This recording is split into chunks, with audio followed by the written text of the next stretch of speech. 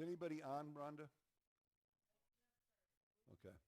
If they're not on, we're still going to just put it on so they can go and, okay, so we're good.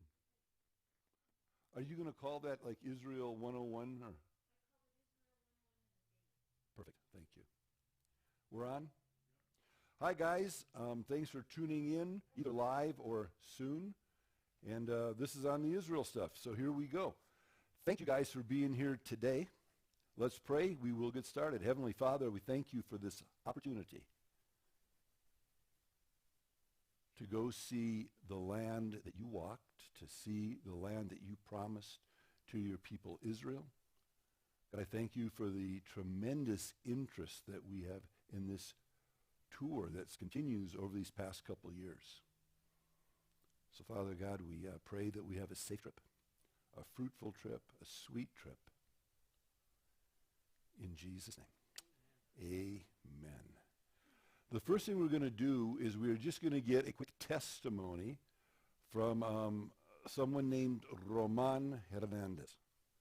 So, Roman, if you could come up very quickly and just tell us a little bit about Israel. I'm going to have you come up here. You can take your mask off and just talk about your trips to Israel.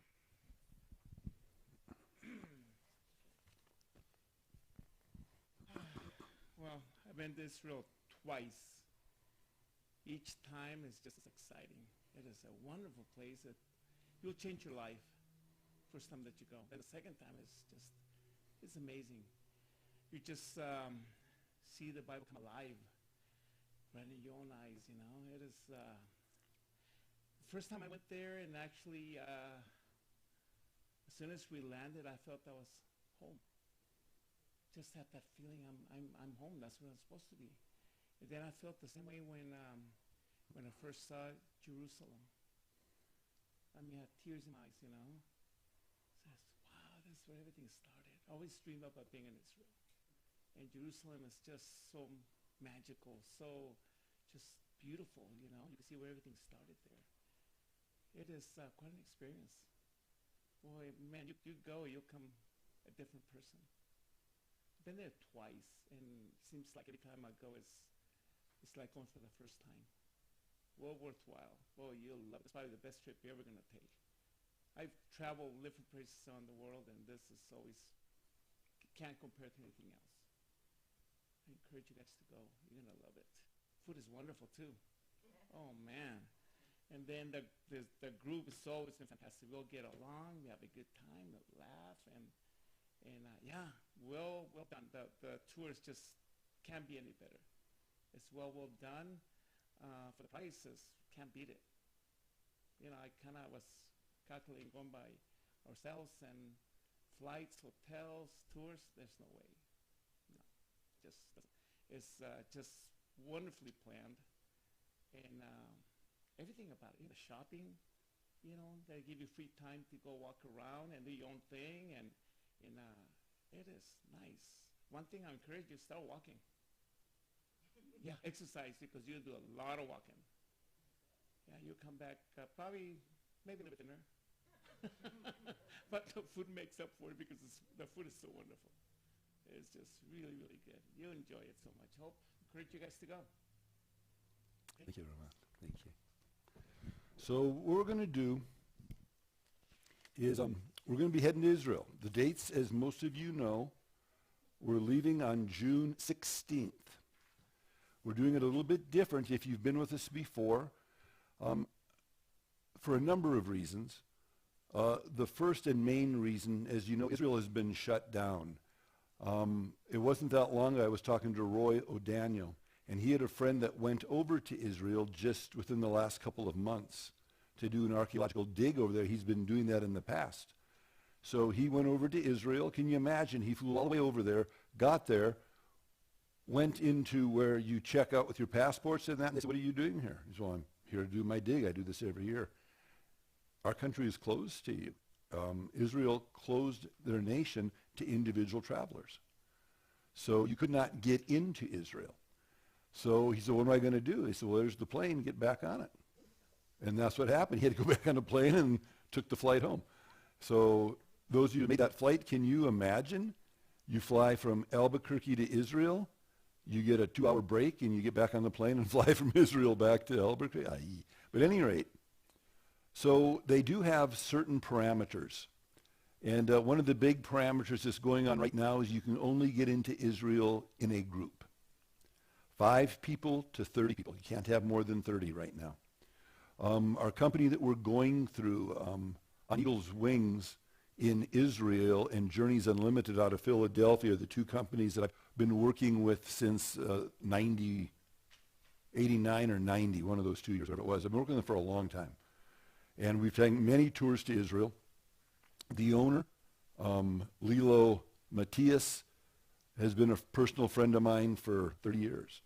So I know her well, and she is handling our tour this time. So I feel extremely confident in where this is going to go. But this is the thing. The Department of Tourism in Israel is a very strong entity in Israel because tourism is their number 2 source of income. So because of that, they have a lot of weight. And what they say is it, period.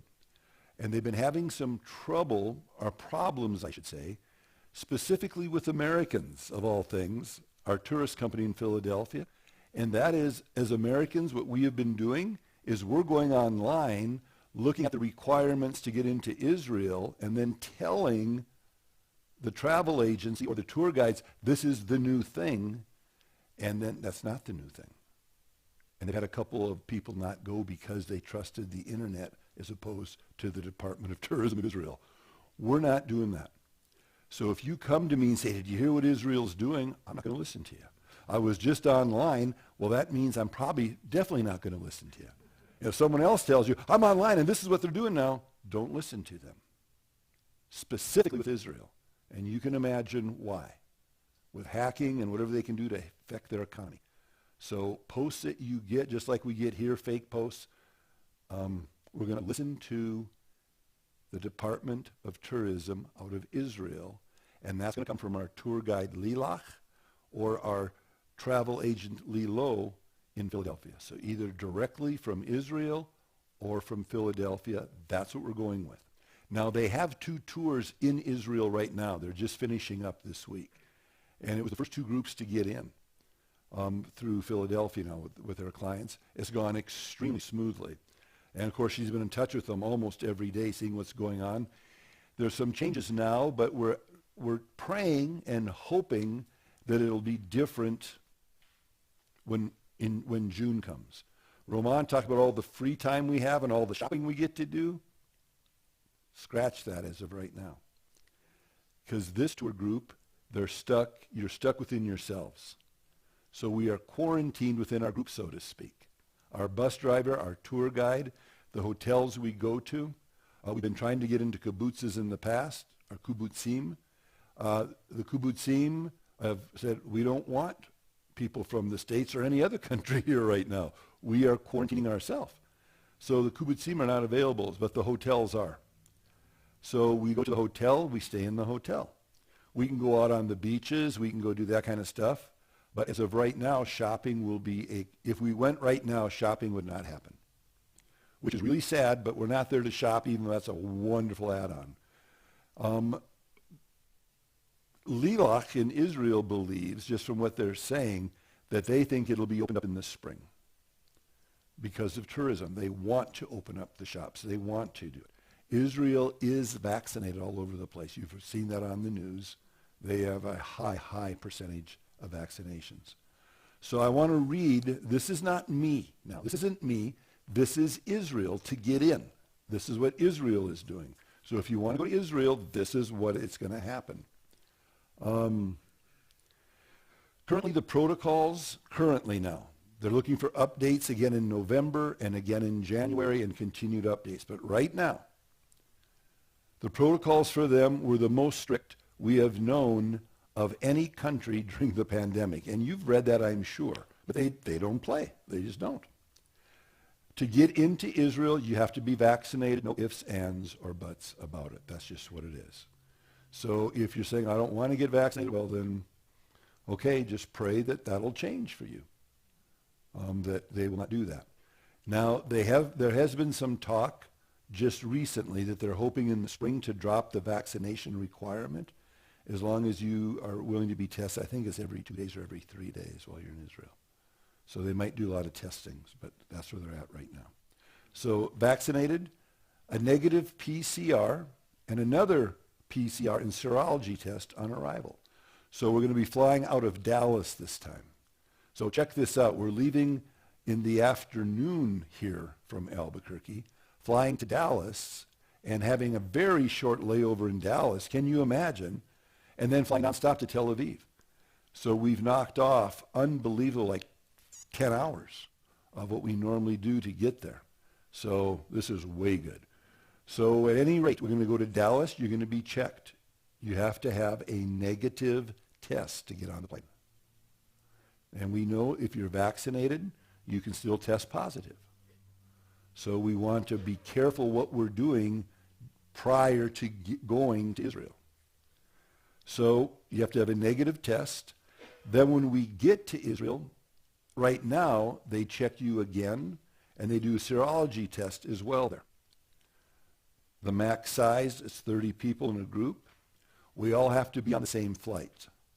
So if you miss the flight for any reason in Albuquerque, you can't, I'll take the next flight over. No, you got to be in the group. So we got to be on the same flight. There's going to be a health online registration within 24 hours of arrival. Take care of that. Proof of insurance on entry and a signed consent form. Now, your insurance that you have now will not work in Israel. We have to have a separate insurance for Israel. That's included in the price that we quote you. So you're all covered in Israel.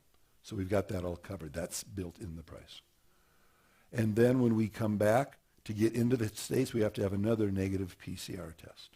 So be some testing as of right now. They're hoping that's going to back off if things get under control a little bit more.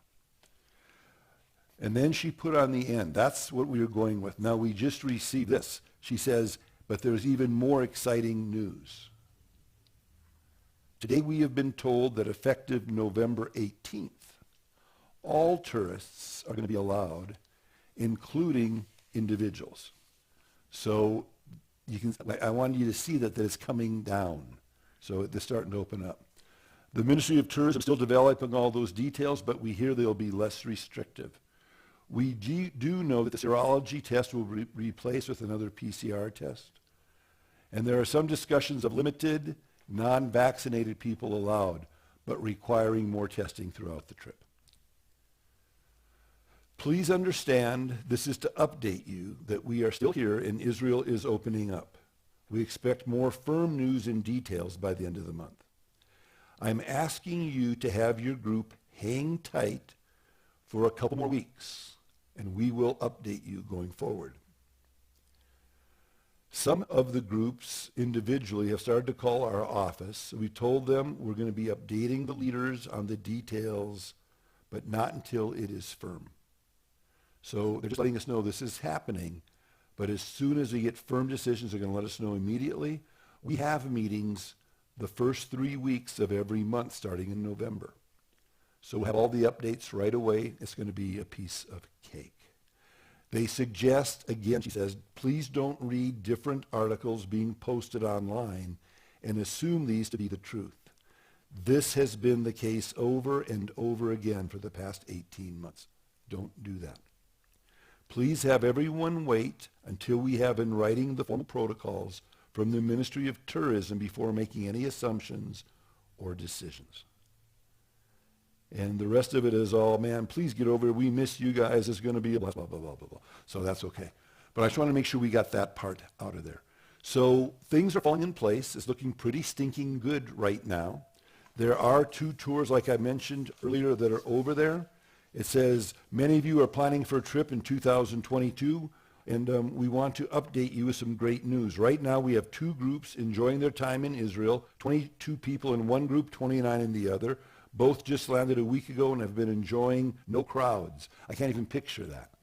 But that sounds really good. You realize the bathroom breaks are going to be boom. That's going to be awesome. And no waiting in lines for anything.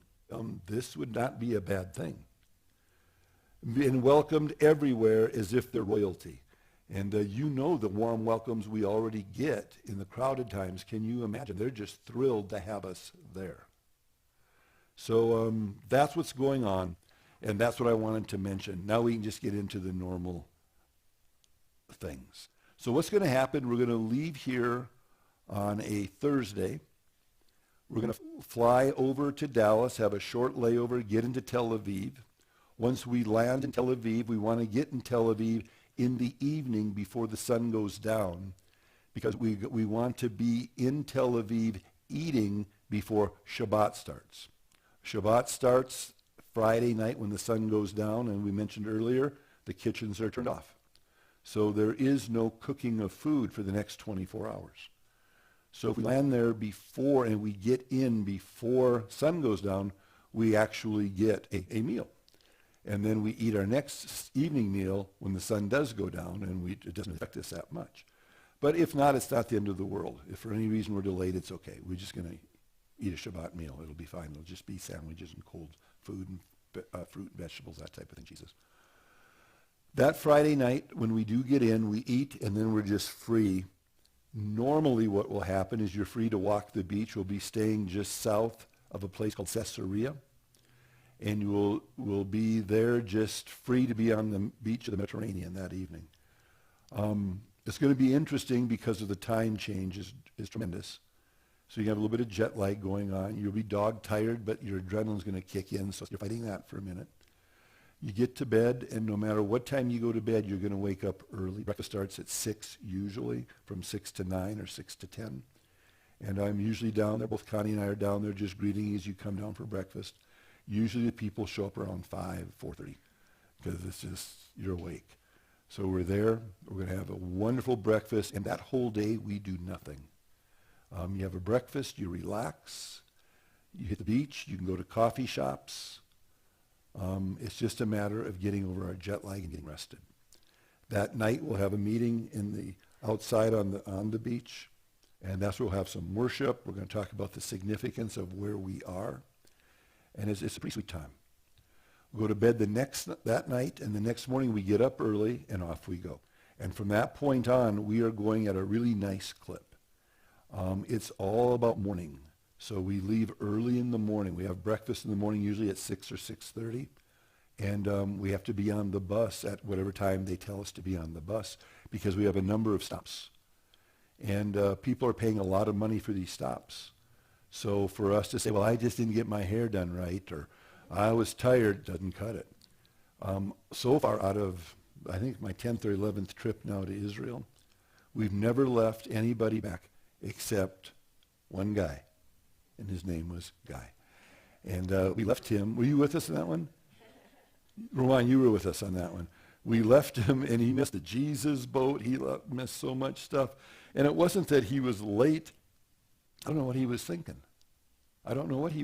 But he missed the bus, and we can't wait on the bus. If the bus says we leave, we leave. And then we'll just see you that night for supper. And we missed once, but please don't be late. That is the only thing that we ask, is please be on time. So that'll be the big thing you can hear all the time. Let's go. We got to move on. You're going to hear that a lot. Don't be upset. That's just what we're doing. Usually I'll have one of the assisting pastors there in charge of doing that, or sometimes it'll be Connie doing that. It won't be me doing that, but it'll be other people saying, we got to go, because we do have a schedule, and some of the places we go to are specifically on a time frame. We have to be there at that time to get in, or else we lose our time frame. So we're always planning. You'll see me talking with the tour guide a lot, because he's got a time schedule. And then it's our responsibility to make sure we're there, not his. So that's how that's going to work. So just be ready for that. That's going to happen. These classes are going to start the first week in November, and we're going to cover the first day. And the advantage of the classes, guys, is we cover where we're going the first day and the biblical significance of where we're going. Again, as like I mentioned this morning, that was not my idea. That came from the founder of the tour company, David. I had him come and spend 3 days with me in Santa Fe. And he just said, I asked him, David, you know Israel better than me. Why don't you plan this? And he clapped his hands and got all excited and said, finally, someone's going to ask me to plan your trip. I know Israel. So he did it, and we've been using his plan ever since, and it's been phenomenal because he wants to make certain that the tour he plans is the best tour he's ever done type of thing. He has been a tour guide at this company since the mid-'60s. People, if you know, if listen to Christian names, he has led tours led by Billy Graham, by, of course, the Calvaries. And I don't see any Calvary people in it, so it's not important. But the Calvary chapels used him for like forever. That was his main market. So he's led a lot of huge tours. These are small tours. The largest tour I ever led is only 70. He led tours of 300, 400, 600. So when we come in with our 30, it's like, okay, so he's going to get to know now it'll be Lilac, but and the tour guides, they're going to get to know every one of you. Get to know them. Enjoy the tour guides. They are brilliant people. And get to know. It's okay to sit and talk with them and just get to know an Israeli. Realize that the tour guides are not Christian. They're Jews. We're in their country. These are Jewish tour guides. But they know the Old and the New Testament better than most pastors that I know. It is their job to know it. So you can ask them most anything, and they will give you a good perspective on it. Now, returners, all we have in here right now are Roman, Phoebe, Anthony. Back here. Hello. The media team's all been there, of course. So Clesson and Rhonda and Sandy. When you think of the tour guides, Sandy, how are the tour guides? Nice and loud. We got to hear you. I'm going to repeat it. They're very knowledgeable. Great sense of humor. They understand American slang. And at times they don't understand some of the American idiosyncrasies of the language, and when they realize they've really messed it up, they think it's funny. They're very kind.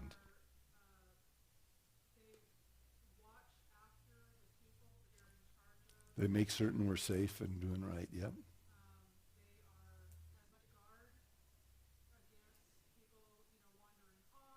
They make certain we stay together. They make sure nobody of question shows up. Safety net and a source of knowledge. They're happy to talk about their own experience growing up in Israel and all that goes with that.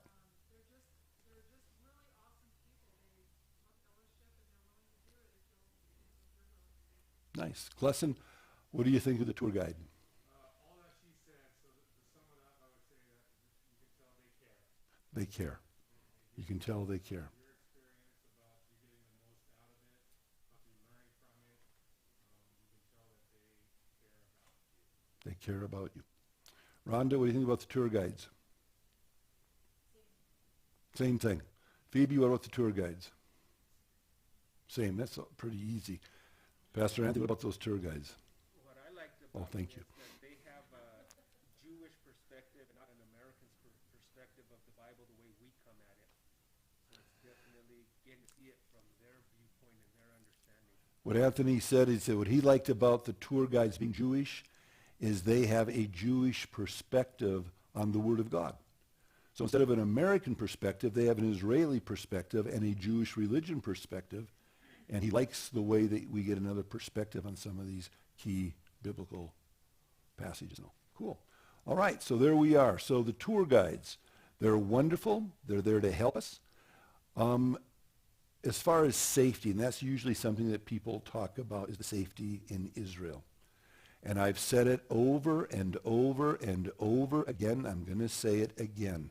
On this trip, you have a very good chance of being robbed. It's just, you do. You have a great chance of being pickpocketed. You have a great chance of being beaten up. And you have a chance of being murdered. You do. But once we get out of Albuquerque, you're going to be fine. It is much more dangerous in Albuquerque than it is throughout Israel. There's no comparison. There's no comparison. There's no comparison. We have more murders in Albuquerque than they have in Israel all year long. In fact, Well, one of the stats I was reading recently, it was we have more murders in 1 month than they have all year long. So it's like, oh my goodness, Israel is very safe. So that's something to keep in mind. It's very safe. The Israeli people, they love Americans. That's important to understand that. So they love Americans. We have a history of standing with Israel, and they know that. So you're going to be in a country that is extremely strong, that loves you. The hardest thing for most of us to get used to is the amount of open guns. We're not talking our little, no, we're talking guns. And they are way loaded. And everybody's in the military until you're 50. So you're on reserves. It's mandatory service. And then you're on reserves until you're 50. So you'll see people armed all over the place. Just remember that they're all armed to protect you. So relax. And it takes about 3 or 4 days usually to get used to it, probably. And then after that, it's good. No pictures at checkpoints. None of you were with us with Walter? Oh, Sandy, you were with Walter. Come up here, Sandy, please. Were you close to where that happened on the bus? Okay. You got to understand, Pastor Walter, he absolutely loved all the armed soldiers. And he had this fancy camera. He so wanted a picture of an Israeli woman fully decked up. He wanted that. He's been looking for it for days. And we went to Bethlehem, and we're coming back out of Bethlehem, which is an East Bank town, a Palestinian town. And go ahead, Sandy. Tell them. You can take your mask off. Tell them the story. Okay, so like you said, it's a Palestinian town, so you have to have your passport in order to pass through the checkpoint to get in, and you have to have your passport in order to go through the checkpoint to get back into Israel. And so we were told, and there's like signs up as well, but we were told no pictures at checkpoints. You don't take any pictures at all of people or of equipment, nothing. No cameras are up at all. So we had gone into Bethlehem, and we were on our way back. And as you're pulling up, you can see the guard booths, the posts or whatever. And there was this woman who was standing there, and she's all decked out in her fatigues, and she has the big, huge gun hanging around her. And Walter is just like, oh my gosh, this is perfect. I mean, this is perfect. Look at this. This is not even in the city. Like, he was really excited. So, I mean, not even really all that subtly, because he was doing it innocently, but not really subtle. Big camera lens comes up like this, and he's, doing this number, getting it all adjusted. Anyway, he takes picture or two. Anyway, next thing you know, the tour guide gets off the bus, and then here comes the tour guide with that same woman. She comes up and gets on the bus, and she walks straight up, like no fun happening, straight up to him and starts demanding his camera. Give me your camera. Give me this. And all of us are like, oh! And Walter's very like Machismo. Yes. And so now he's not butting up against her at all, but internally he's like, I'm not giving you my camera. This is my camera. But he definitely gave her the camera, and they looked through it. She deleted it. Was a digital, has a memory card. She flipped through that, deleted all the pictures off of it, carried over a few threats about what happens when we don't pay attention to their rules, and threatened to not give him the camera, just like there's all these things. And she was just saying, this is what I can do. These are all the things that I can do. But she just erased the picture and then gave it back to him. Huh? Can you put the mic close so they can hear you? Oh, I'm sorry. It feels so loud. Sorry. Start over. Roman. Okay, so that's how it really is in Israel with Roman. Anyway, she laid out all the things that she was, had the opportunity to do, but didn't do any of those. Scared all of us. I mean, seriously scared all of us to death, and gave the camera back and marched off of the bus. And I mean, everybody was just like wide-eyed, sitting down, very straight, hands in front, and just, don't even look at the checkpoint, just keep going. Don't even look at them, just, it was really, I'm kind of making it funny. It was really frightening, but at the same time, it was so encouraging to know that that's how seriously they take their checkpoints. They don't want people coming in who have any sort of, that are a real threat. And with social media, if Walter had posted those pictures on social media, we have no idea about that soldier, whether she was ever going to be undercover somewhere, or if she was, anything. It puts her life in danger to be identified in that way. And it would have been totally innocent on our part, or on as an American on our part. And so it's just so important. So while she scared everybody, it was also really comforting, and really, once our bodily functionings began again, because we were like totally nervous, once we realized why it was so important and understood what they were doing, we were actually pretty comforted by the way that it was handled. So yeah, no pictures at checkpoints. How about Israel? You've been there, 3 times? Mm-hmm. How is it? Talk to the camera. Let them know. It's fabulous. I know Roman said this. He's the second time that you go, it seems like, why would you want to go again? But really, the first time you go, you're so overwhelmed, and you have so much happening, and you're learning so much and making so many connections, and oh, that's that biblical story. Oh, that's that character. Oh, that's that person. Oh my goodness, that happened right there. Whatever. And you're just taking all of this in. And when you come back, you have so much to talk about. But when you go the second time, you're not nearly as overwhelmed by all of the newness and all that stuff that you came home with, well, most of it, that you came home with the first time.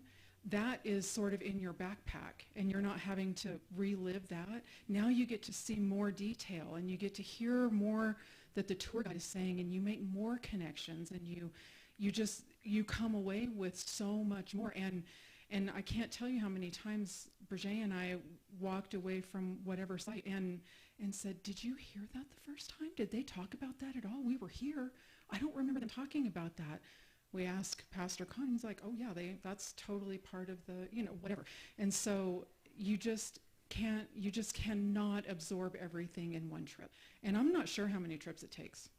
Like, I don't know how you absorb everything that Israel has to offer, especially if you're coming from a biblical standpoint where you are learning about these stories, learning about these people, trying to step into their sandals, as Pastor Con says a lot. And you go to this place where they actually lived and breathed and did the things that we've learned about, and you walk away from there going, wow, these are real people and real stories, and God is real, and look what he has done, and look what he's doing, and look how he used that to help me. And I mean, it's just crazy. Like, you come back different each time than when you left, and you're just excited about forking out whatever money they want, so they'll let you back on the plane to go again. so anyway. Yeah, that's pretty much it. Thank you, Sandy. Okay. So again, back to these classes that we're going to be starting. And I hate to keep harping on these classes, but they are that important. People that actually go to them have a better trip. It's simple as that. The one that you miss is the one you're going to wish you wouldn't have missed. I'm here to tell you, don't miss the classes. Now, we don't take an offering for the classes. It doesn't affect me one way or another if you're at that class or not. I just know what it'll do for you. I know what it'll do for you. You will. It's almost like going to that first trip that Sandy's talking about, that Roman's talking about. The classes expose you to the newness a little bit. So when you see it, you have a framework and an understanding a little bit more. So I can't encourage you enough. Please come to the classes. If you can't for any reason, they will be online. Those of you that are out of town, we're going to post them online on our website. You'll get some of the information. For those of you locally, I would encourage you, don't settle for that. You have the advantage. Take it. You're going to get a chance to meet each other better. We're going to get to know each other really well. Those of you watching online, you're going to get to know the group you're with. And it's just so much richness being involved in the group. So that starts here. So I would encourage you, please, go to the classes. That's way important. Passports. My understanding is it takes a while to get a passport now. So please get your passport. If you have a passport, look at the expiration date. Your expiration date has to be more than 6 months from January 3rd. So August, September, October, November, December. So you've got to have a passport that does not expire on January 3rd, 2023 or before. We got that? So January 3rd is the date. You've got to have a passport that expires after January 3rd, 2023. So please look at your passports. Bring them in at the next class if you have them. We're going to just shoot a photocopy of them, 2 photocopies of them. We keep them here. Just perchance someone loses it for whatever reason, we've got a copy of it here. We can always call back to the church and get it where it needs to go. So we want copies of your passports. So that's that part. We're going to be spending, I didn't count the days out, but I believe it's 12 days from the time we leave Albuquerque till the time we go to Athens. So we'll have a 12-day trip. We're not going to the southern part of Israel. So we're not going to Eilat. We usually go to Eilat and play in Eilat. This time we're going to play in Greece. So it's the same type of play, but we're just not playing in Israel the whole time. We're playing in Greece. So it's still going to be whatever that turns out to be, 18, 19-day trip if we do the extension to Greece. But that's how that's going to be working. So we're going to start the same way we always do. We have our day off. Then we're going to go up north, up to Caesarea, up to Mount Carmel, where Elijah, remember, had his confrontation with the prophets of Baal. We're going to go to Megiddo. We're going to be studying the significance of Megiddo. We're going to go over to Nazareth, where Jesus grew up. We're going to see Nazareth. We're going to look at that big valley down there, the Jezreel Valley, and the significance of that. We're going to, we won't say what else it's called yet. Just hang on to that. But so we got that. And then we're going to head over. We'll just point out the city of Cana, and we're going to go into the Sea of Galilee. The Sea of Galilee, to me, is one of the most amazing places on earth because the geography has not changed in 2,000 years. Do you realize the significance of that? We're going to be on a boat in the middle of the Sea of Galilee. We're going to shut the motor off. It's going to be still out there. And as you look around and you see these mountainous structures all around us, realize that's exactly what Jesus saw. That's what Peter saw. That's what John saw. This is where they did their fishing. This is it. The Sea of Galilee, you can see the entire coastline. It's, 13.5 miles by 7.5 miles or so. You can see it. So we're there, and what that does is pretty remarkable. We're not going to be staying in Tiberias. We're going to be staying in Magdala, the town of Mary. So we'll be staying at the hotel in Magdala. It's a new hotel they just built. We looked at it. You're going to be satisfied for sure. We're going to be spending our time there. Once we're there, we're going to be going and visiting a lot of the sites around the Sea of Galilee. We're going to go up on the Golan Heights into what used to be Syria. We're going to study the political ramifications of that and the war in 73 and what happened there. We're going to go to Caesarea Philippi, where Jesus asked his disciples, who do people say that I am? We're going to go to the Dan Nature Reserve way up north. We're going to talk about the significance of that. They have excavated, as you know, the altar of Jeroboam, where he had that false altar up in the north. They've excavated that. We go there and we study that right where that took place. We're going to see a gate that most people believe Abram came through when he came into Israel from the north, when he was called from Ur of the Chaldees. And there's a bunch of biblical reasons, or archaeological reasons, to believe that gate was that gate. So it's a significant gate. We're going to be seeing all that up there in the Golan Heights. Typically, we'll go to a machine gun nest outpost type of thing and look over into Syria. From that spot, we can see the road to Damascus that Paul came to Christ on. We'll see that. It's just a fun day up in the Golan Heights. We're going to go to Mount Hermon, the mountain of the Transfiguration. We'll see that. That's all one day up there. One day around the Sea of Galilee, where everything from Magdala to Capernaum to the area where the demoniac, Jesus cast all those demons, the legion of demons out of him, and he went off the plateau into the pigs went off the plateau into the sea. There's only one plateau in the whole area. We know where it is. We see the tomb. We know that's in the land of the Gadarenes. We go right there and you see that, and then we read the passage there. Different ones of you reading the passages, so you read it and you go, whoa, you come back home and it's yours for the rest of your life. It's an amazing thing. I do want to ask your forgiveness up on the front end of this trip, because after you do this trip, every other trip you take other than to Israel is going to be a little bit emptier than it would have been if you hadn't gone. And it's just a true statement. God has blessed me to travel all over the world. And they're wonderful places, and it's beautiful things, and it's great food, and Hawaii is awesome, and the pineapple, hello. But what does it have to do with Jesus? I went to the Black Sea, and we spent time in Varna. It's like, whoa. But Jesus, Italy, France, Moscow, wherever you go.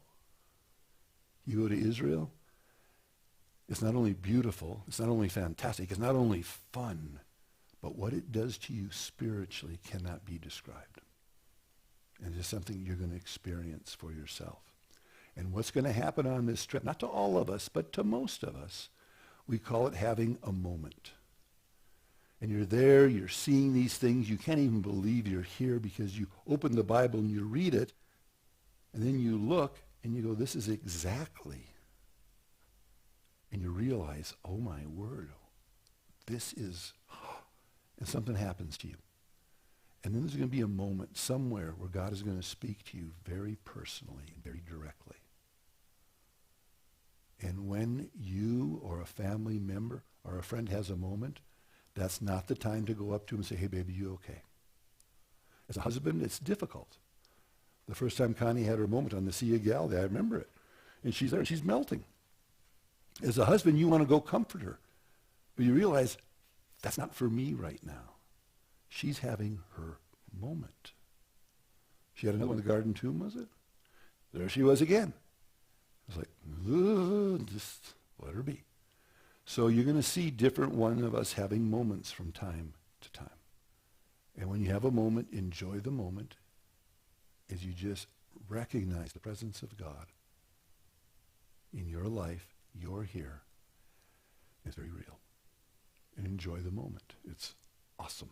Stinking awesome. Rhonda, can you come down here, please? Thanks. But it's a pretty amazing thing you guys are about to embark on. And that's all I can tell you. It's stinking amazing. So this, we're going to open up for questions in just a minute. I just want to get a few testimonies of people that have been here. Tell us about going to Israel, girl. I think Ramon said it. Going to Israel, when you read the Bible, it just brings the Bible alive. When I got back, I was reading in 1st or 2nd Peter, and it talks about us being living stones.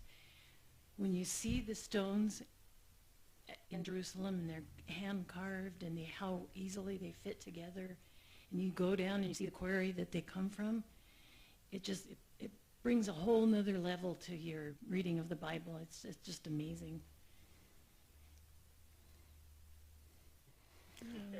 And the food is amazing. And the hotels are awesome. And you're going back. Going back. Didn't think we would. And I went into Israel with a bunch of preconceived ideas that got thrown down. Because you're like, wow, why are they acting like that? But they're Israeli, they're not American, and they're Jews, they're not Christians. And so you're going to smell pot smoke, you're going to see stuff, and that's just the way it is. It's going to be like being back home. And yeah, Yeah, a lot. yeah, Yeah, and pretty I much. wasn't expecting that. I thought it was going to be all religious, and it's not. It's not. Thank you, Rhonda. Yeah, that's the thing to remember. The vast majority of the population of Israel are not even committed Jews. The vast number of Israelis are agnostic or atheist. That blew me away. But you're going to have the Orthodox for sure, and you're going to have the conservative Jews for sure, but you're going to have a lot of the world there in the midst of Israel, in the midst of the Jewish people. And that's just what it is, so be ready for that. Be ready for that. All right. One of you had called in and asked, someone watching had called in and said, you say we're all on the same flight. I'm coming out of Florida. I'm coming out of another state. How is that going to work? I have no idea, but the travel agents do. Don't worry about it. They got you. So they're going to clear it with the Department of Tourism. They're either going to have you all fly to Dallas and then in, or they will have special arrangements if things have changed before that. Don't worry. Don't make any of your own arrangements. Whatever you do, don't do that. Just, we got this. It'll be okay. It'll be okay. All right. Any questions before we get a couple of the other guys up? Any questions as of right now that anybody might have?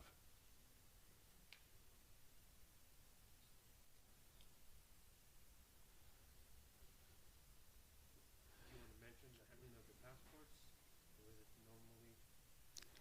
We can mention that now. Yeah, we're going to be mentioning it a lot as going closer, but thank you, Anthony, of course. With the passports, one of the things that we do is we collect all your passports. And we hang on to them. And I know some of us are very anal when it comes to our passports. Nobody's going to touch my passport. We're touching your passport. And we're holding your passport. And the reason being is we're going to take responsibility for your passport. We're going to know where all the passports are. All your passports are locked up the entire time we're in Israel. They're under lock. At every place we go to, they are in an extremely safe place. And whenever you need the passport, we'll pass them out. We're going to collect them back right away. And I know that irks people. And I'm just going to give you a story. It's one of many stories. It's my favorite one.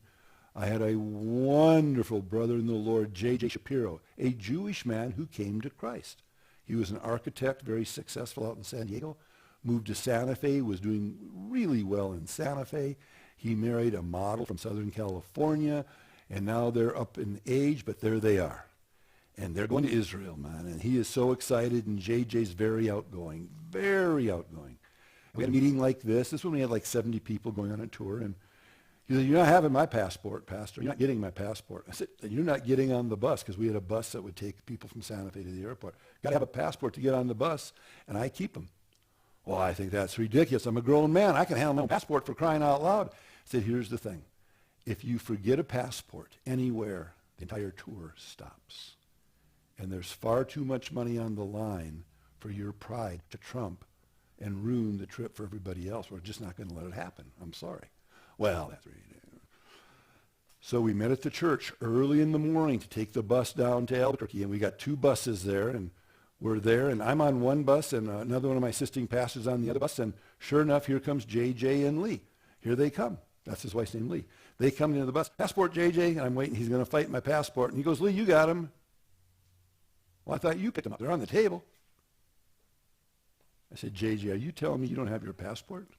Are you being serious right now? I didn't say that. I wish I would have thought of that.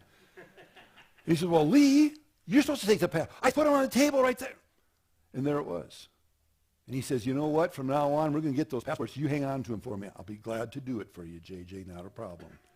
So we had another one of our guys get the key, ran out. They lived in El Dorado. Out they went to JJ's place, got the passports. The buses went on. We had to go. They hustled on down, got his passports. We're good to go. That's just a small example.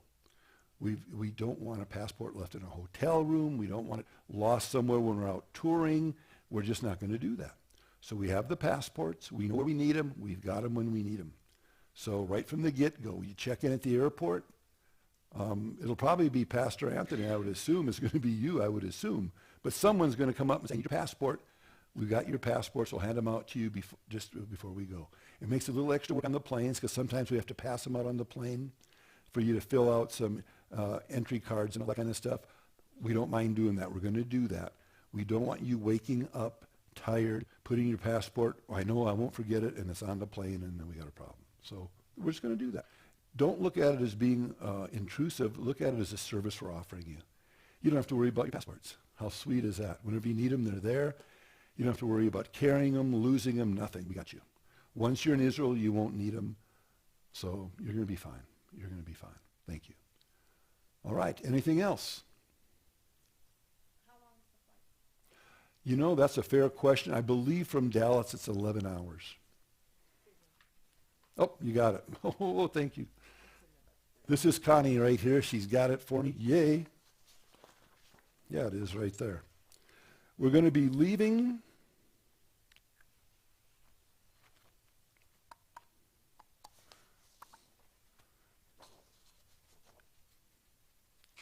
You know what, sweetie? We switched airlines. So we don't have it on this one. But that's all right. This is going to be out of Dallas. And if I remember right, it was 11 or 13. I think it was 11 out of Dallas. So 11-hour flight, nonstop, and we're in. So American Airlines, yep. We were looking at Delta. We were looking at El Al. And American was by far better as far as the dates, the price, and the point of departure. So we're doing American. I've never done American to Israel. It'll be fun. Cool. Off we go. At what point does the trip have to be paid off? You know, we're going to have all that when the papers come, but I'm going to assume they're going to set it for us. Here's what David's question was, at what point does the trip have to be paid off? What's going to happen is we're going to be getting the documents here within the next 2 weeks, supposedly. They're waiting for the Greece. Once Greece is finished up, it's all coming in. Typically in the past, what's happened is we have to have a down payment. Usually it's about $1,000. Then there's another second payment that is usually due before the end of the year, somewhere in end of December, somewhere in there. And then there'll be the third one, usually in February. And then the last payment will be usually due right around tax time, like April 15th, April 1st, somewhere in there. So we kind of make 4 separate payments, and it goes in that order. As of right now. Israel portion of the trip is $5,300 right now. So $5,300 for Israel.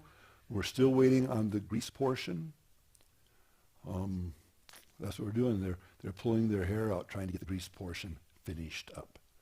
And I talked with Lilach again on Friday, and so we've got like 4 companies in Greece working this. What's going to happen in Greece, once we do all of Israel, we'll be covering all that. We're going to go to Greece. We're going to fly early in the morning out of Tel Aviv, land in Athens. We're going to tour Athens. We're going to go the next day up to Philippi. Then the next day, and it's still open, we're going to either do it from Athens or we're going to do it from our hotel on the Adriatic Sea, one of the two. But we're going to end up going to Corinth, and then we're going to spend a couple of days on the coastline of the Adriatic Sea at a nice hotel there. And from there, or from Athens, one of the two, we're going to do everything we can. That's the hold up now. We're trying to get us to be able to get out into the Greek islands. So we want you to be on a Greek island if it's just for lunch. We want you on that Greek island if possible. So that's what they're working on, as long as it's not cost prohibitive. So that's what we're working on there.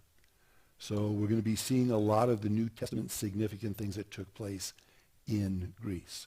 Philippi, lunch in Thessaloniki, Athens, Corinth. And then the last 2 days will be, after nonstop touring for like 16 days, we're going to have a day off and just go, okay, let's rest.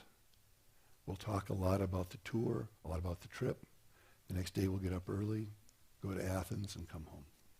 So that's how the tour is planned as of right now. So that's what we're working on.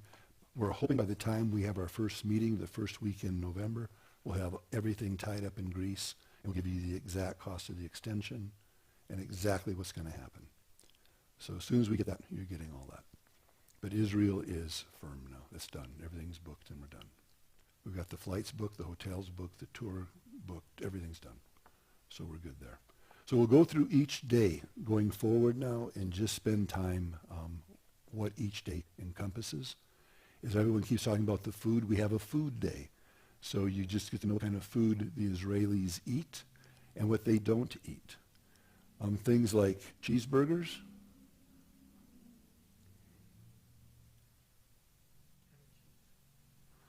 Okay, so how about cheeseburgers? Can we go into Israel and order a cheeseburger? No, can't have a cheeseburger because you cannot eat meat and dairy at the same restaurant. You can't even. That's not going to work either. On every level, that's not going to work. that's not going to work, my friend. But at any rate, we're going to cover all that so you just know what to order, what not to order. We're going to talk about falafels and shawarma.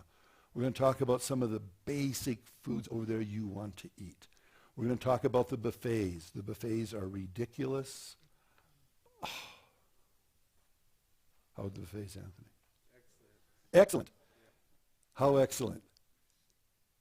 It's just crazy. It's just unimaginable. You just walk there, and I mean, it's just the spread is just crazy for breakfast and for dinner. It's just awesome. It's phenomenal, is what it is. So you're not going to have any problem with food at all. The price that we've given you covers your food. It covers your rooms. It covers your tips. So you don't tip anybody unless you're out in the city ordering something off a stand or something. That's up to you. But all the tips, we tip the front desk at all the hotels. We tip the chambermaids, the people who come and clean up the rooms. We tip all that. That's all included. We tip all the wait staff at all the restaurants that we eat at. That's all included. So everything is included. If you got on the plane after paying your $5,300 and we're doing Israel only, you could have a very nice trip going with no money, and you'd be fine. You wouldn't have any souvenirs. You'd miss some ice cream. You'd miss some drinks. Other than that, you're good to go. Yeah, Michelle? I'm just looking that way. I'm just messing with you. Just messing.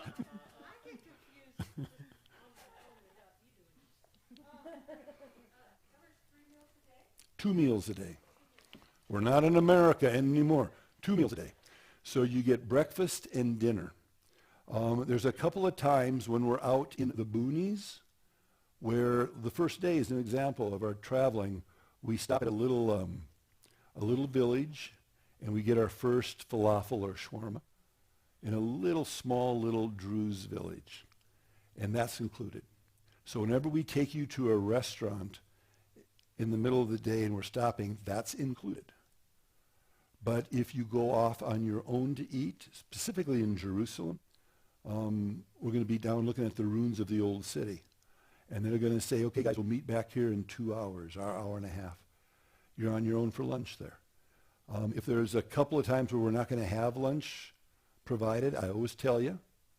And what I personally do, this is just me talking, I oftentimes will grab a couple extra homemade rolls that are unbelievably fantastic, and a little bit of cheese. And I'll have a nice little cheese sandwich for lunch, a little bit of fruit, a couple of vegetables. I'm good to go. I got my lunch, and that's perfectly fine. They don't mind you doing that at all. So I will do that from time to time. So there's always available food at that breakfast, man. It's always available. So you've got that, but I think we provide 4 or 5 meals. When the itinerary comes, we're going to go through and we tell you which days the meals are provided for lunch. But we're always going to provide a huge breakfast and a huge evening meal. On the Sea of Galilee, we're going to have a fish lunch, where the fish are come from the Sea of Galilee. And it's a tilapia type fish. They're called St. Peter's fish. They're in South Africa and the Sea of Galilee. Those are the 2 spots you get those types of fish. So we have a fish lunch there.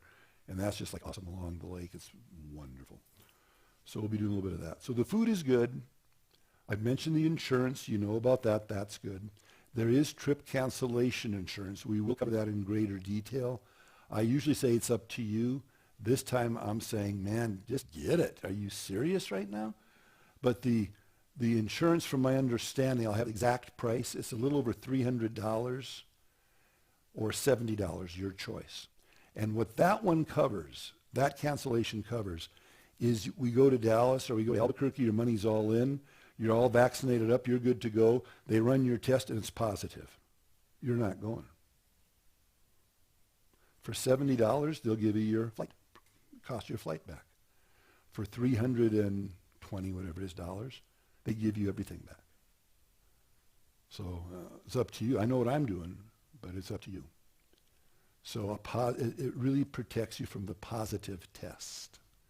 And my understanding is that's the same insurance that for medical reasons you can't go. You're covered on that as well.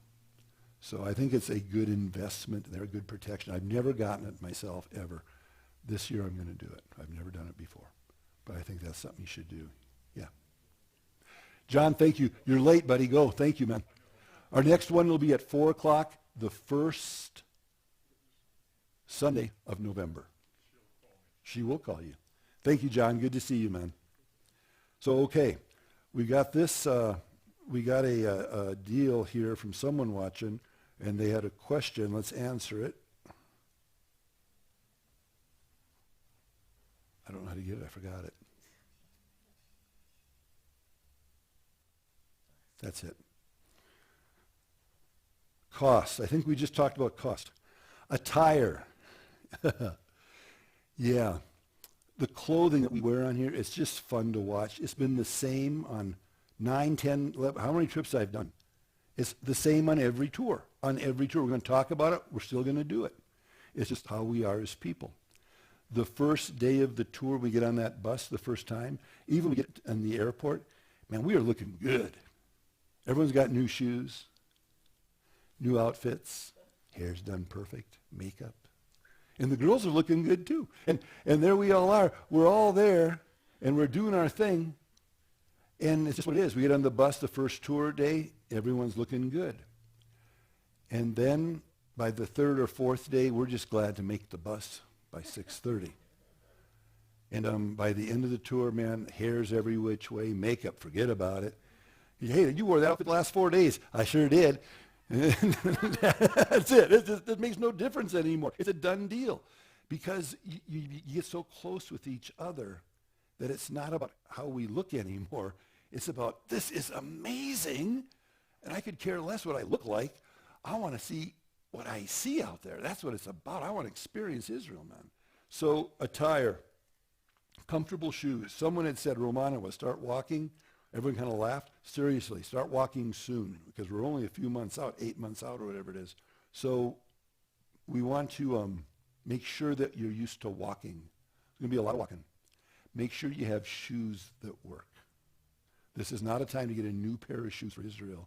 Get your new pair of shoes now and wear them a lot. Break those babies in. I wear just water sandals pretty much every day. Wear something that is comfortable, that can get wet. Wear that. Wear that. Now, when we go to the hotels, it's a different story. We're touring. We dress as we're out there in the dust and in the stuff. When we come back to the hotel and we go down for dinner, they usually want you to have a collared shirt, guys. And ladies, they want you to have some type of a covered knee attire. So it's not shorts for dinner. For breakfast, you can. You can buy that for breakfast, yeah. But it's at night, yeah, knee-length shorts, not the hot pants, nothing like that. It's a whole different country, a whole different way of looking at life. So you want, something that covers up right to your knee or so. And then in the evening, they have those broom skirts that we have here. Those work really, really, really well for the ladies.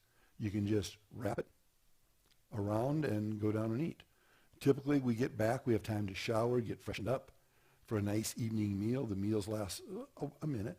And then, Lord willing, we'll be able to go out and enjoy whatever's available for us to enjoy in the evenings. But you want to be somewhat dressed. There are certain places we're going to that are considered holy sites by the people that oversee the sites.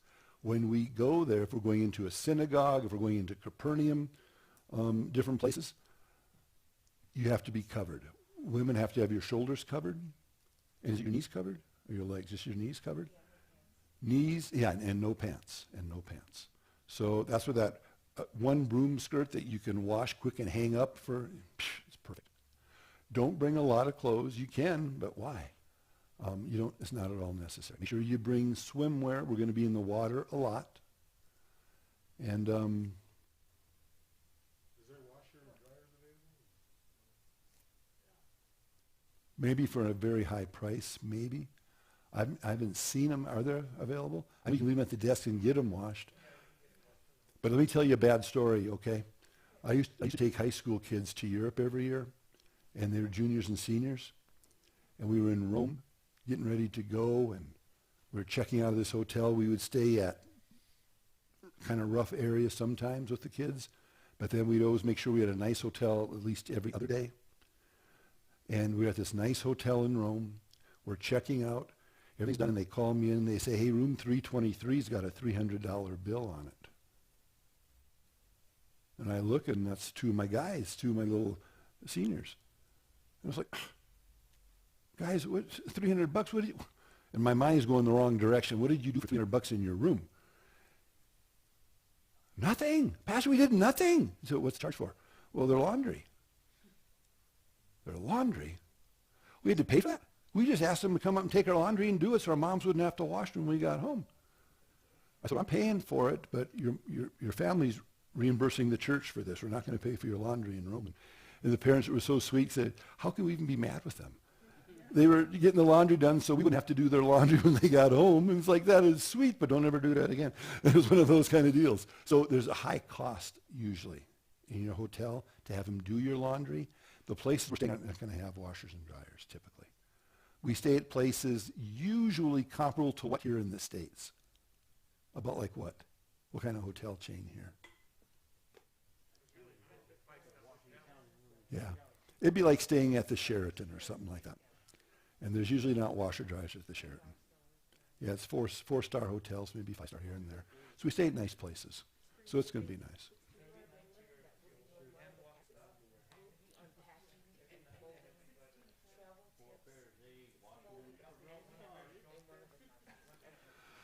Another thing we're going to do on the class, guys, we'll let you know in advance, is we're going to give you hints. We went and had a professional packer teach us how to do this on one of the tours, how to pack in such a way that you can get a lot of stuff in these little compartments that fit in your suitcase, and it makes all the difference in the world.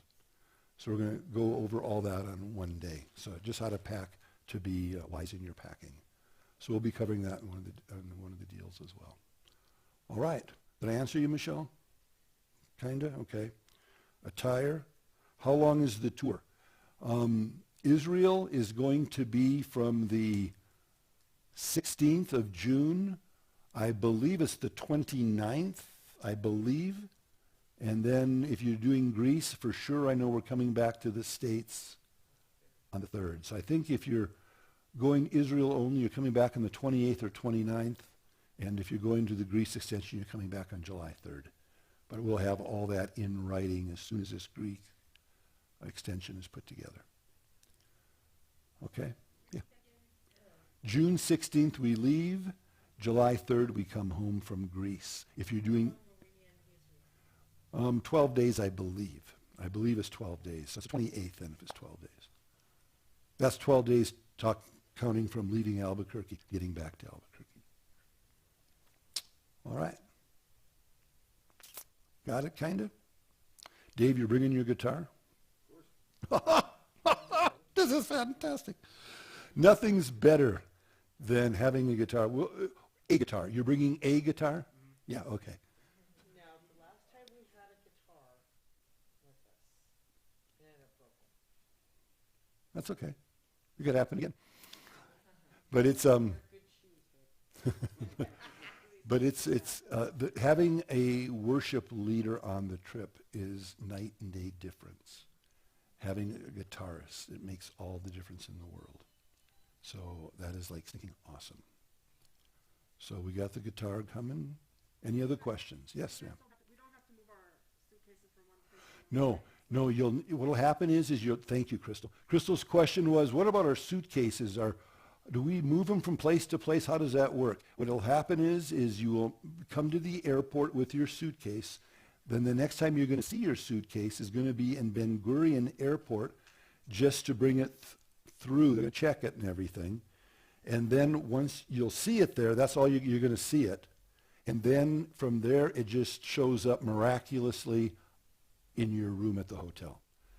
Then when we leave that hotel, you're going to be a certain time to have your suitcase out by the door, and it's going to miraculously show up inside your room at the next hotel. put it outside your door. It shows up at the next hotel. So you don't carry your suitcases ever. That's just not going to happen.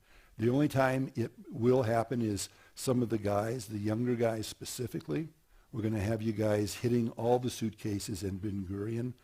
When it goes around, we're going to have special tags on all of our suitcases. You'll spot them. And we're asking the guys just to go in there and get them so we don't flood the area with 30 people. We'll have like 5 people pulling off the tags and then getting the other guys will take them out. And then you pick them out over there and then we'll get you through. So yeah, you don't have to worry about that. Thank you. How long is the tour? We've got that. Attire. We've kind of got attire. We'll get a lot more on the attire. Shorts are good. Sandals are good. Shirts are good. Don't wear anything with, just respect. Rhonda made a good point that when she realized there were a lot of non-Christians in Israel. So we don't walk around typically with a lot of blatant Christian T-shirts and that, just out of respect of where we're going. So just wear normal clothes like normal folk. Just wear normal clothes. Clesson, you want to come down and say something, please?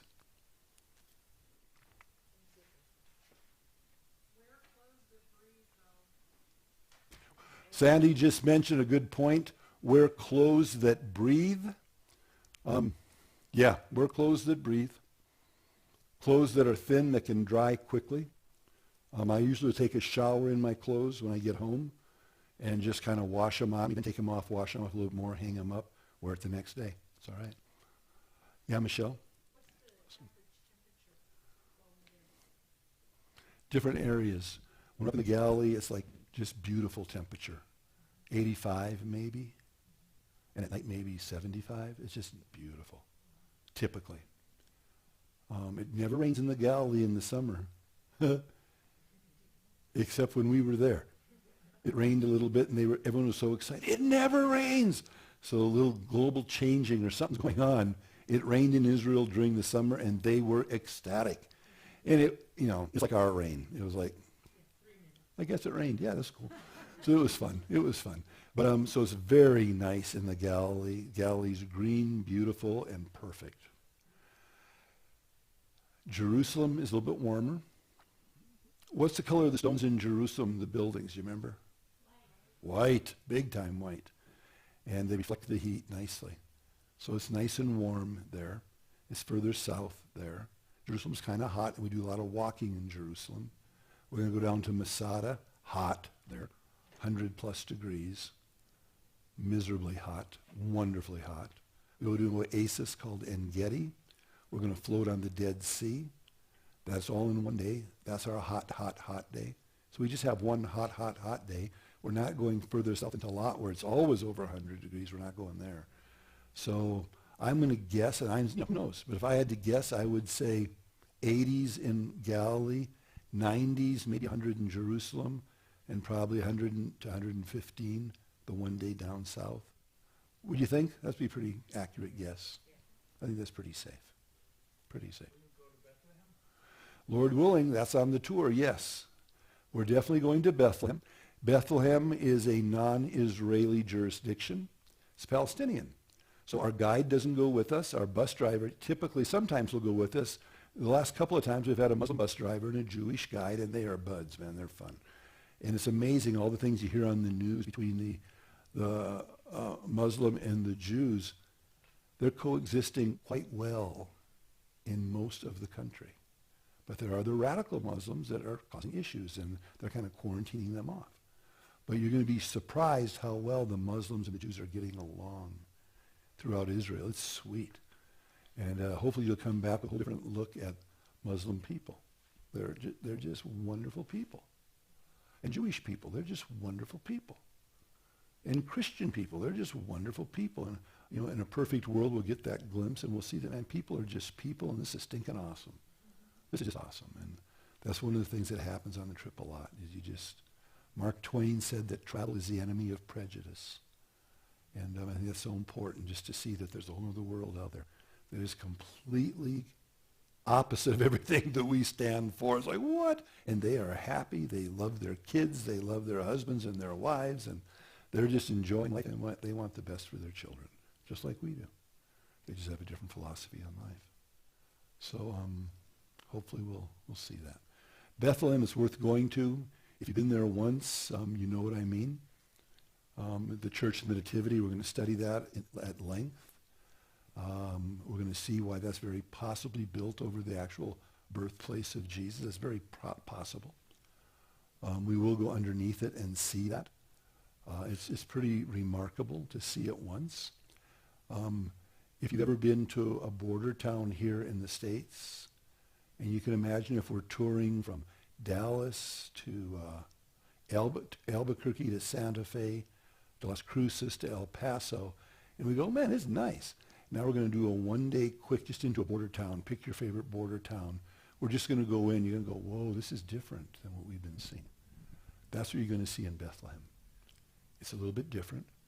The people are unbelievably friendly. The Palestinian people are awesome, absolutely awesome. The food was how? Food is excellent. The service is excellent. They just love on us. It's wonderful. It's just wonderful. So, but we will see Bethlehem, and then we'll come back out.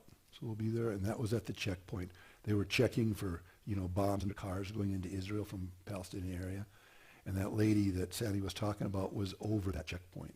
And she was young, 23, 24. But man, she wasn't playing. It'd be like Nadine on steroids. Just not playing, man. Just didn't play. And Walter backed down like that. I was like, okay, I'm backing down too. He's 100% right. Please, Klesson, tell us about Israel, man. I know Ramon mentioned it too about the price and everything involved with everything, and just trying to do this on your own would be like 3-4 times as much to do it when you break it down. But not only that, if you can just imagine if you went over there and all you got to see is what it looked like to drive through that valley and see the Sea of Galilee open up to you and that view, that's worth the whole trip right there. It's just amazing, amazing feeling. Like Roman said, coming in through that tunnel and seeing Jerusalem and the Temple Mount for the first time. I mean, it's etched in my head. You can't get it out. It's the most amazing thing. The false worship site in Dan blew my mind away. I wasn't expecting that. He kept it a surprise. I'm an Old Testament guy. So that was amazing to see. Just so many different little things just come flooding back when you sit there in Magdala. When we're talking, that's what's so exciting about these classes for me, is I'm actually want to be here for these classes just to try to help remember all the things that I saw, because I've forgotten so much. I'm already feeling myself getting so excited about it.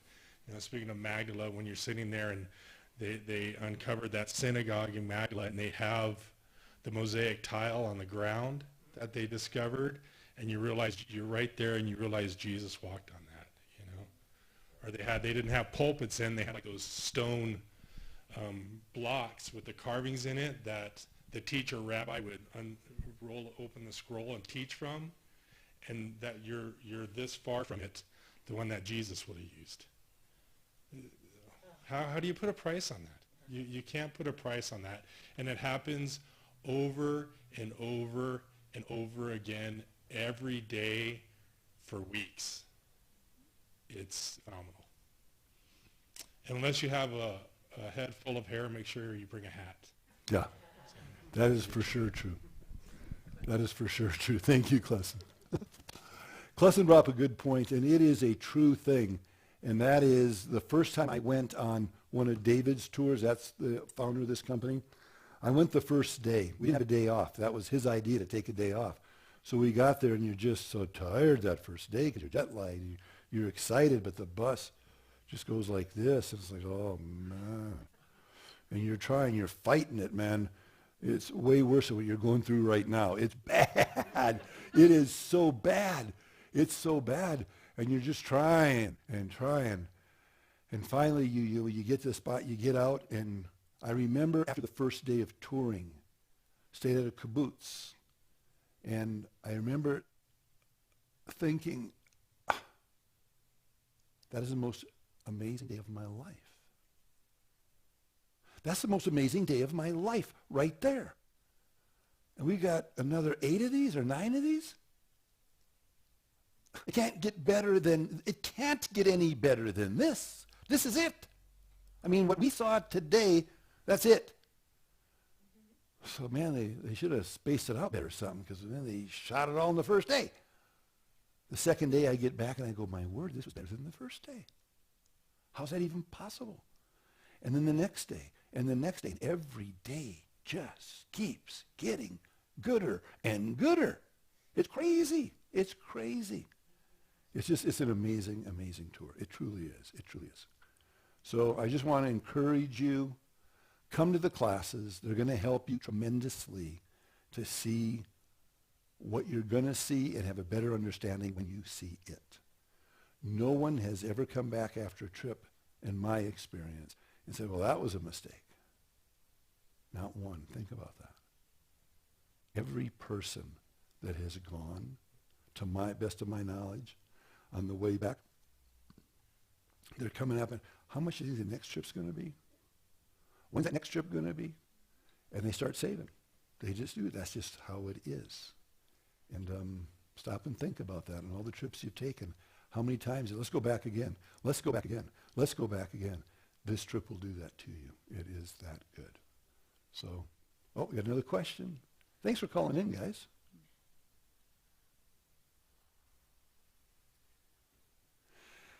I don't know. Is there room for one more person? Right now, our limit is 30. So the first 30, because of Department of Tourism, the first 30 that get their money in, their $1,000 deposit, that's who's going to go. As of right now, we have like 30-some signed up, is it? 42 signed up right now. But I know without a doubt, that some of them will not be going. I know that. So I think we're close right around 30. But here's the thing. Is there room for one more? My answer to you is going to be, of course there's room for one more. Send it in, and they just made room. So the deposit, I believe, is going to be $1,000 because we're so late in the year. Normally it was $500 and then $1,000. I think it's going to be $1,000 up front now because we're already in November, or coming up to November. So it'll be $1,000 now, and then we'll see the rest of it. But $1,000 now will hold your spot. But here's the downside. It's a non-refundable $1,000 unless you basically die, I guess. That's about the only way you're getting out of that $1,000 because we have to reserve that.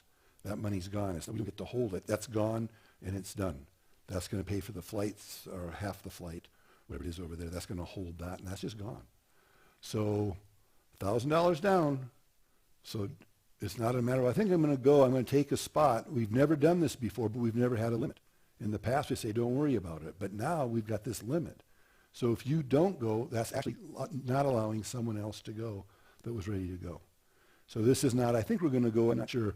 We'll put the 1,000 in. If we don't go, we'll just take it back. It's not coming back. It's not coming back.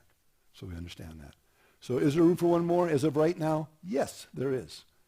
But that's where we're at. I have a question. If you put the 1,000 down and you can't go for someone, can you transfer it to someone else if you want it? I don't know. I'll have to check with them and see. I don't know how that works. We'll find out. That's a good question. I'll find out. Okay? The question was, if I put 1,000 down and I can't go, can I transfer that 1,000 to another person and they just take my spot and keep on going? I don't know. That'll have to be through the Philadelphia travel agency on that, because every time there's a change, things change all over the place, especially now. So this is just a different trip. It's a different trip this time. So normally we've never had to deal with any of the stuff, but it's just different. But is it worth going through the hoops? What do you think, Ramon? Oh, yeah. Phoebe, anything you want to say? I talked to Ramon, I didn't have you. Connie, come on up, close us off.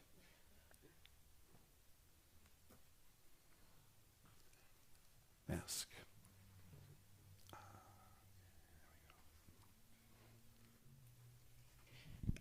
Guys, you are in for the ride of a lifetime. This is a journey that you're going to go on that you will leave so differently to come back home than you left to go there. As many have said, going to the Holy Land is that experience where you just, the Bible just comes alive for you. You know, when you come back home and you read the Bible, you can see where you are. You can smell it. You can taste it. You can feel it. And early mornings, we would sit out on the Sea of Galilee, and we would have our quiet times early in the mornings, maybe 5 o'clock with coffee. And Scripture talks about the birds in the air. And, you know, you're sitting there at the Sea of Galilee, and you picture everything that took place on that sea. And you can hear the birds. You can see the birds. And it's just unbelievable when you read the Scriptures when you come back. But this trip is not only about that spiritual experience that you get. We also go to the Holocaust Museum, and just to put yourself in a place to see what the Jews suffered, you go there and you leave totally different, and your heart is just sad, but the experience is just so eye-opening that you will not regret that. And on top of all that, you get to have lots of fun, eat lots of good food. The Mediterranean lifestyle and the food is just unbelievable. The people just embrace you. They love you. And I just want to encourage all of you, man, just do it. And it looks like a lot of you are doing it, so we're going to enjoy it, and we're going to enjoy it together. So God bless you guys. So that's it for now, guys. Oh, my. That was me. So that's it for now, guys. Talking with Israel, they are hoping that 30-person limit will be lifted by the time we go. So what we're going to be doing is we're going to be just watching how this unfolds. We're hoping by November we'll know a little bit more, and hopefully by February we'll know what's happening exactly. We would like to keep it under 42 people because that is one bus full, and we'd like to keep it under one bus if possible. So 42 would be our normal max. 30 because of what Israel is saying now. How long have you been sitting there, Tom? Okay. I didn't see you sitting here. You've been here the whole time? Okay. So at any rate, that's how Israel looks. Thanks for being here. Get ready for a journey literally of a lifetime. It is that phenomenal. So Anthony, anything you want to say in closing? Okay, we're good. Lord, thank you for this time. We ask again, God, that you bless us as we go. In Jesus' name.